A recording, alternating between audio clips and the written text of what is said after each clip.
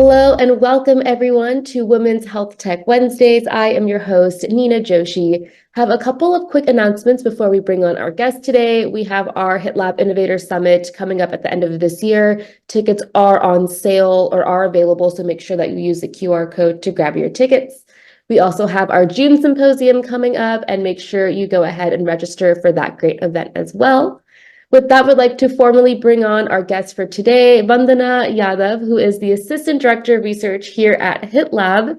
As you know, we love questions here at Women's Health Tech Wednesdays. So if you have any for Vandana during our conversation, please use the Q&A feature or the chat, and I'll make sure that we get to it. With that, we'd like to formally bring you on. Vandana, thanks so much for being here. Hi, everyone. Thank you for having me.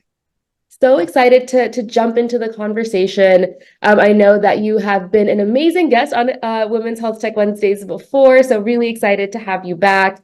I think for those that maybe haven't seen your past episodes, I think a great place to start would be if you could just give us a very quick background on yourself and kind of your journey that's led you to where you are right now.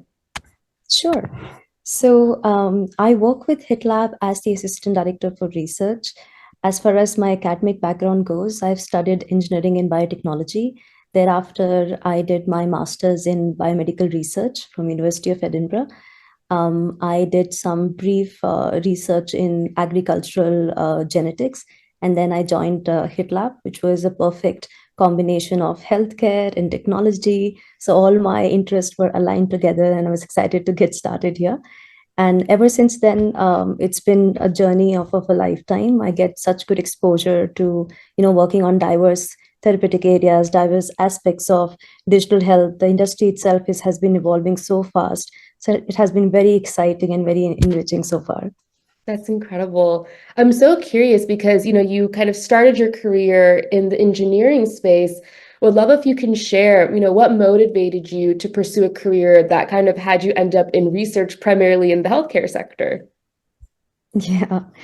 So I was always very excited about, scientific phenomena, how this happens, how that happens.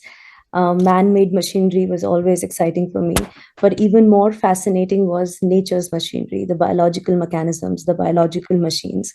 How does this happen? For example, we are still studying how exactly embryogenesis happens. It has been studied for decades and decades, but still there are some fine details that we haven't unveiled yet, and we haven't fully understood how this happens. So it's very exciting. It's something like like a lamp, like a glow that you just keep following and keep searching more about it. Besides this, um, as an individual, I value empathy a lot. And when we talk about healthcare, it's one of those industries or profession that is empathy driven. Mhm. um, I believe, and it's a saying also, the one who cures or cares is somebody who's trying to fulfill the purpose of God. So the way this industry touches upon so many lives, the impact that you're trying to make or are able to make, it's very rewarding at the end of it. So that's another big reason why I'm here. And if we talk about, specifically digital health, it gives you a very good experience in terms of interdisciplinary nature of it. You interact with data scientists, you interact with researchers, you interact with technology developers, and they all try to come together and innovate stuff and sort of leverage each other's strengths and build something innovative, something that is helping improve health outcomes, or just better the life quality around the globe. So that's again very exciting and very I would say enriching for me. And I mean, not to mention the world in itself has been burdened with so many global health challenges. So Mhm. this as a field, healthcare even needs more and more people, more and more education, literacy, and dedication, if we want to tackle the global health challenges worldwide. So yeah, these are some of the reasons that really motivate me to work in this sector. That's amazing. I mean, the passion just comes off of you. And I love how you really described, healthcare and the research that you do as kind of nature's machinery. That's so poetic, Vandana. I love that. Thank you for sharing kind of your drivers. I think that's really important. And I think probably resonates with not only myself, but a lot of people on the call today. Kind of wanted to dive in and dig into some, specific areas that I think we're seeing a lot more attention when we think about the research, just broader space. I know kind of one of the big areas, as you were kind of mentioning about, these large global burdens is something like cancer impacting millions of people worldwide. Really curious, have you kind of done any projects in this space or kind of seen anything interesting as it relates to cancer research? Mhm. But we have done several projects, but if we just talk about this field for a while, um, let's take even present statistics. In 2024, it is estimated that we'll see approximately 2 million new cases of cancer just in US, and over 600,000 people will die from the disease. Now that's devastating, right? But that's the burden, that's the I would say gravity of the issue. And Mm-hmm. if we talk about some of the most common cancers, I'm sure we all know, breast cancer, prostate cancer, lung and bronchus cancer, or I think colon cancer or melanoma of the skin. These are some of the most prevalent ones. Mm-hmm. So how do we approach this segment from the research perspective of whenever we work on a project? We try to understand what is the broad segmentation of the whole person cancer care. It starts with let's say identifying folks or people who are at risk, or are there any avenues where we can work on prevention of cancer. Of course, educating people about tobacco, alcohol, sun exposure, or keeping a good lifestyle. And for those who have a family history, to be more careful to have regular screenings as far as possible. And then how do we encourage people to go on more screening? What could be digital platforms, digital touch points where such awareness can be spread? And then when the treatment starts, it starts with first, of course, formal diagnosis, whether it's imaging, biopsy.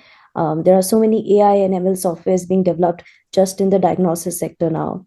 And then finally, of course, treatment begins, and it varies a lot, like depending on where you are in your cancer journey, which type, which stage, your medical history, your immunity and fitness.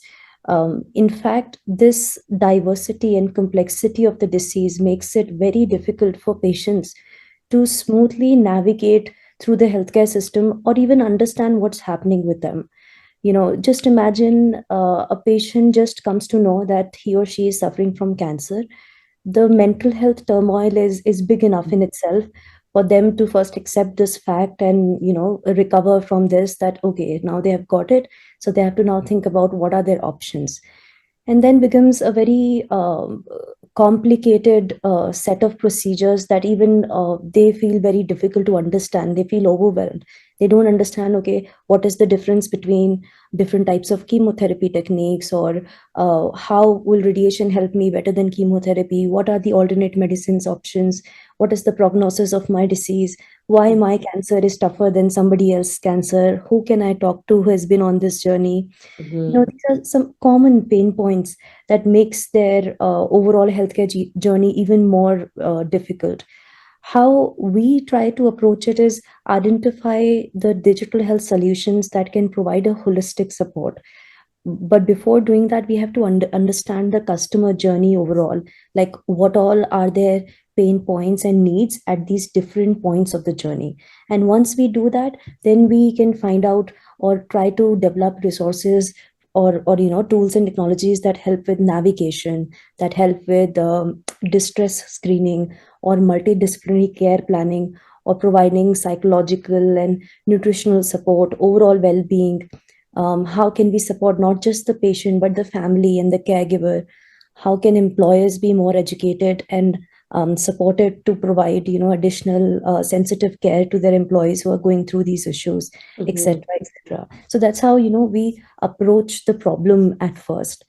And talking about a recent project, we actually looked at the cancer care solutions that are available in the market. We did some quick competitive landscape, and we realized some things, that most of the solutions that are in the market are point solutions. By point solutions, we mean that focus on a niche or a specific functionality catering to some specific needs within the cancer care. There are very few, I mean, not very few, but comparatively very less companies that are offering holistic solutions or integrative solutions that can combine multiple digital tools and technologies and sort of provide more comprehensive care, or address diverse needs of the patient, interconnected needs of the patient. And of course, understandably, most solutions are for patients only. Very few are focusing on provider needs or payer needs or employer needs. But increasingly, that has been growing now, that people have understood that as the healthcare delivery models are evolving, it is not that always patients will be seeking care, but there could be other ways of how care can reach patients through their employers, through their providers, payers, etc.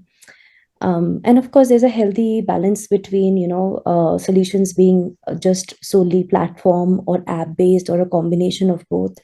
And if we think about what are some core areas or core functionalities that such kind of solution should entail or are commonly having, then we think about, first of all, education and awareness. So, cancer information resources. Then we understand emotionally it's a lot for patient to take in. So how do we help them feel empowered, feel strengthened, that they have right knowledge at the right time and they are supported with the resources they require? So we think about what could be optimal living support to them, what can make their journey management easier within the healthcare system as well as outside the healthcare system. For example, if somebody is undergoing chemotherapy, the patient is already weak after several sessions. It's very tough, immunity wise and health wise. So of course, let's say the provider will help you within the hospital settings, that or provider staff, to navigate, to go places. But what about when the patient goes home and he or she is still weak, is not able to perform daily tasks? Then who can come and support there as well? So there are a few companies who have started doing that, and we are very hopeful to see more such companies, because the adoption rate is quite high. Coincide services or coaching services for such patients. That's coming up. But of course, as a pattern, if we talk about oncology, more and more solutions are becoming end-to-end solutions, not just one functionality or one point solution. So they not just look at population health management or care coordination, but end-to-end journey of a patient, incorporating how do we improve financial planning, if there is legal advice needed at any instance, resource management, care coordination, better support from family members, mental health resources. So all that is coming together.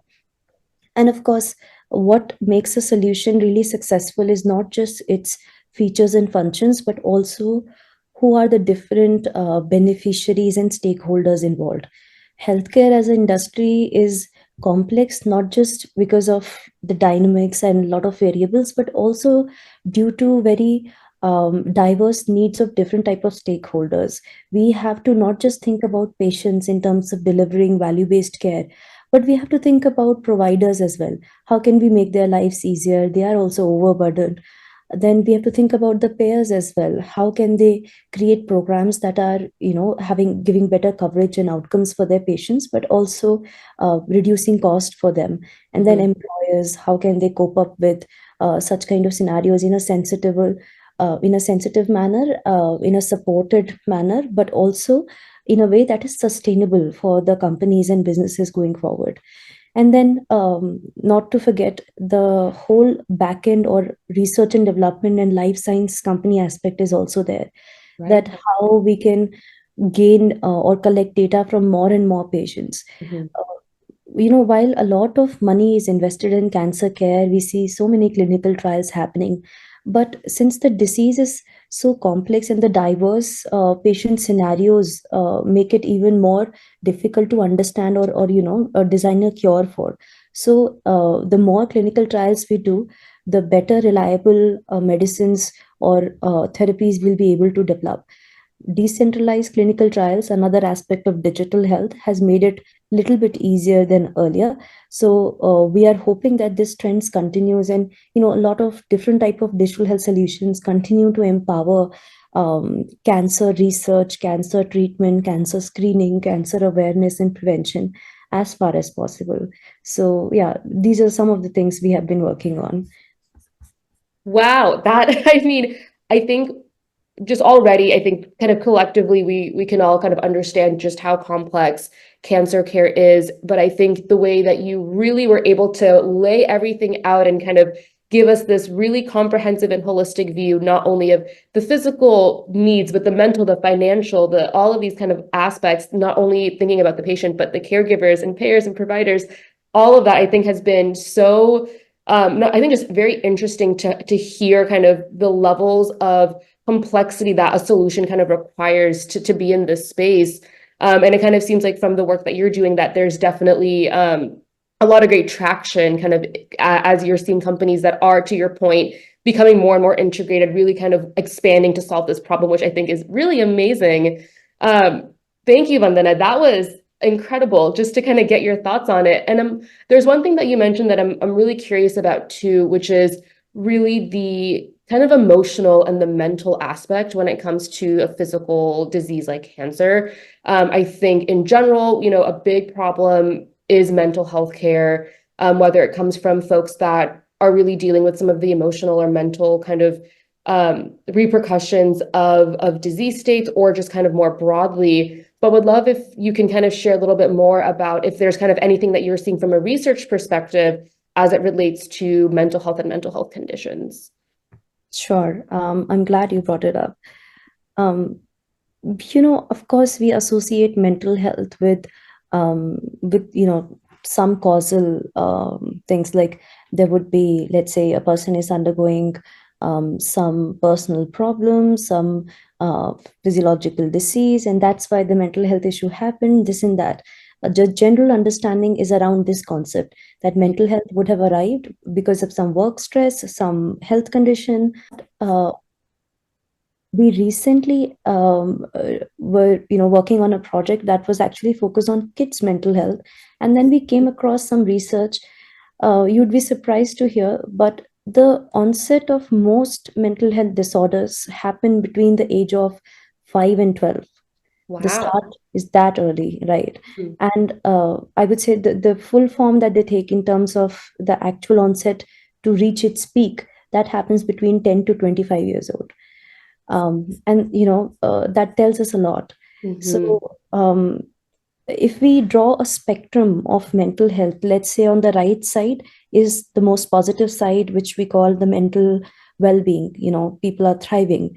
Then a little bit we come to the left hand side, it says a mild distress, like people are surviving. There might be some like occasional sleep problems or low energy or some nervousness, so light things. Then let's move a further left side on the spectrum, we can see increasing distress, or people are Mhm. struggling. They have major sleep issues, they have restlessness. And I'm just giving examples. There could be, different types of symptoms based on which mental disorder we talk about. Mhm. And further, if we move left side of the spectrum, and it becomes, it just deteriorates and deteriorates, mental illness happens, people are suffering. And unfortunately, for some individuals, the left end of the spectrum is suicide as well. Mhm. And talking of suicide, well, there is one suicide death in US every 11 minutes, Oh my and God. there's one attempt every 26 seconds. So you can imagine what is the size of the problem. Mhm. And if we talk about, how people open up or express that they need help, between experiencing first symptom and actually getting help for it, mental health help for it, it takes 10 years. And this is what 10 data, years. yeah, this is what data says. If you ask folks and make them recall what was the first symptom when they encountered it, many times it's like the average time is 10 years ago, which is shocking, right? And one, if you just talk about even youth, like age group of 6 to 17, let's say, 1 in 6 is experiencing a mental health disorder every year. So that's alarming. What I mean Mhm. to say is, we usually think that mental health problems comes after adulthood when we experience the stresses of life. I'm saying that data says it starts pretty much very early. It's Right. about what early exposure kids are getting to, some triggers, some sort of environmental things, some maybe genetic disposition as well. Mhm. So from the parents' aspect, you have to be careful about, the not just physical well-being, education and learning, which usually parents are careful about, but social development, emotional well-being, character building, how the child thinks about his or her own independence and self-esteem. And when we try to learn that why is this happening, what are the pain points, or what is that parents are missing or not able to intervene early, what are the reasons? So when we looked into this, some of the pain points that we identified were things like communication and bonding with their children that's not adequate or optimum enough. uh, and then as digital devices are increasing, so there has been some challenge between balancing the screen time and the family time, which we all can relate to.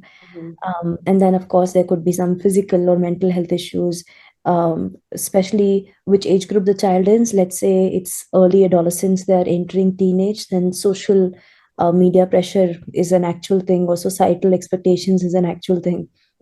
Basically, when they're trying to, establish their own self identity, trying to discover themselves. And depending on where you're coming from, there could be some cultural and moral influences as well, or literacy and educational influence as well. And then parenting style also varies from a person to another person. So using the effective parenting tools and techniques is another thing. So we try to understand the consumer or the patient in this aspect, and try to build um, things like persona. So when we build a persona, we do detailed character profiling, that what are their pain points, what are their needs, what are their goals, what are their preferences, how do they approach life, what do they think about. And once we start that, then we proceed to things like creating empathy maps. When I say empathy map, it's really a very visual representation of some key questions, like what are we, like, first of all, who are we empathizing with? So who are we building this empathy map for? In this case, it will be parents. And then think about, okay, what do they need to do? What are their tasks on a daily basis as a parent towards their children? What are their responsibilities and tasks? Then what are they seeing? Which means, what is the surrounding environment? What are they getting exposed to that is influencing their decisions, influencing how they think about children, how they think what is right, what is wrong, if there are any taboo, if there are any challenges. Then what are they saying? What sort of things they complain about, they talk about, they share to their peers and family members. And at the end of the thing, what do they think and what do they feel about the current scenario? Like, do they feel supported, that they have everything they require to give their child the best optimum health? Or they feel like, I don't have maybe financial resources, or I just don't know where to go for help. I know the child has been behaving little bit unusual and not really happy, but I don't know what to do. So are they confused, or are they overwhelmed? They might be working parents, they just don't have time, they need support, uh, but they don't know where to go. And then, of course, what are they hearing? What are they doing about it? So all these come into the exercise of empathy map, development. And it's a very good exercise when you have to understand in depth what a user, a consumer goes through in day-to-day life, why they behave like they behave, and what choices they make, and what influences those choices. And based on that, we try to create sometimes value proposition canvas as well. Let's say if we were trying to develop a digital health solution for parents and kids undergoing some mental health problem, or trying to help them prevent such scenarios, then only after understanding their pain points, only after deeply empathizing with them, we arrive at what values for them, and how can we package that value in our solution in a way that is affordable, that is accessible, that is convenient, that is culturally appropriate. And that is something that they would like and sustain, sustainable as well for future. So that's how we sort of tie everything together, and bring it in one beat.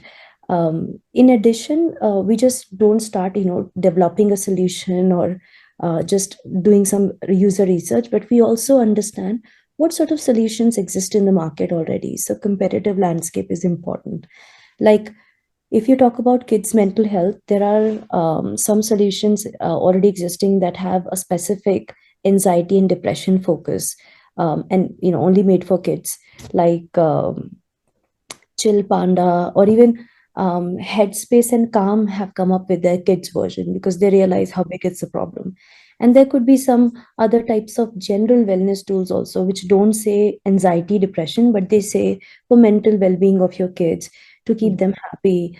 So there would be things like Plant Nanny, Go Noodles, or Just Dance Now kind of apps, just to keep your kids engaged in a healthy manner, and also teach them some cognitive skills.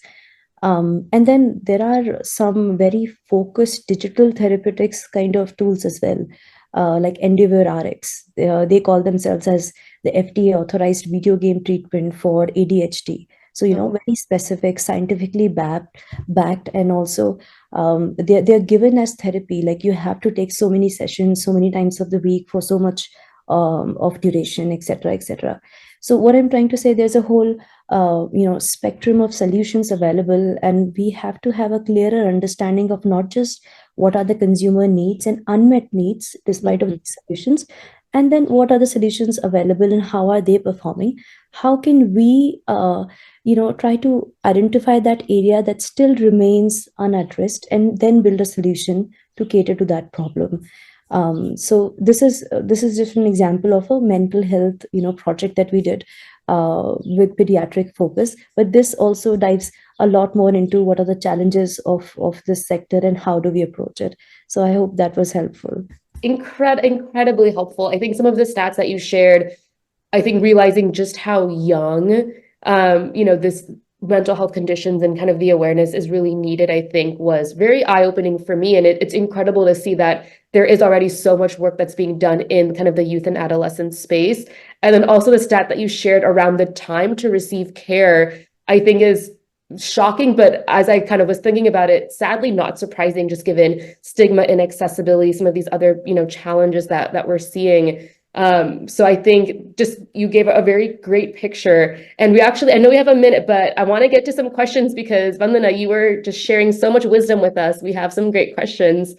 I think the first one that we have is around clinical trial recruitment. And the question is, has there been anything done to simplify clinical trial recruitment? And I would imagine digital health is probably a kind of a great tool for that.